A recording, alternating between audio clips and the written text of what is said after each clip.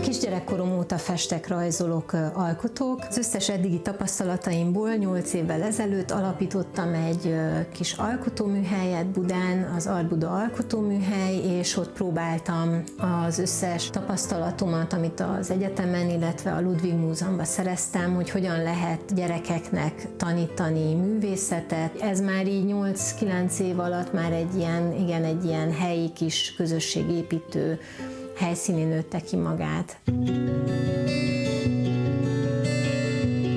Minden családban az asztal valahogy a szíve a háznak. Tulajdonképpen ezek valahol ilyen karakterportrék. Látszólag ezek csendéletek. Valójában egy terített asztal ábrázolása jelenik meg. Vacsora, ebéd, reggeli, brunch, hasonló étkezés előtt készül az utolsó pillanatban egy fotó. Egyébként néha már az utolsó utáni pillanatban, tehát már elkezdték a vacsorát, de nem sikerült leállítani. A fotó után a festmények egy az egy méretezésűek. Tehát ami festményeket itt most lehet látni, ezek a valós méreteknek felelnek meg, tehát egy az egy méretezésűek, olajjal festek vászonra.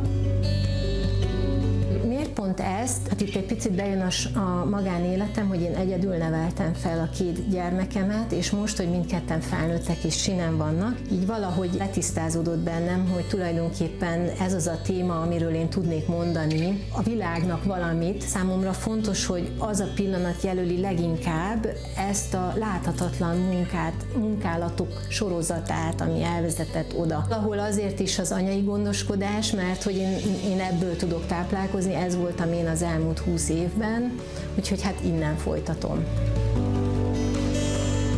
Elsősorban a saját emlékeimet, vagy saját asztalaimat festem meg, de érdekel az is, hogy mondjuk másoknak mit jelent ez a terített asztal, milyen az ők asztaluknak a dinamikája, azt az adott családtagokat karakterizálják. Például a Dragomán családot megkerestem, és ők is küldtek nekem egy vacsoraasztalt. Ilyenkor általában nem csak az van, hogy küldenek egy fényképet, hanem beszélgettünk róla, neki mit jelent a terített asztal, és az is kiderült, hogy például a családoknál leginkább a nők csinálják ezt az asztalterítést. Ez egy ilyen nagyon érdekes gondolat itt szintén.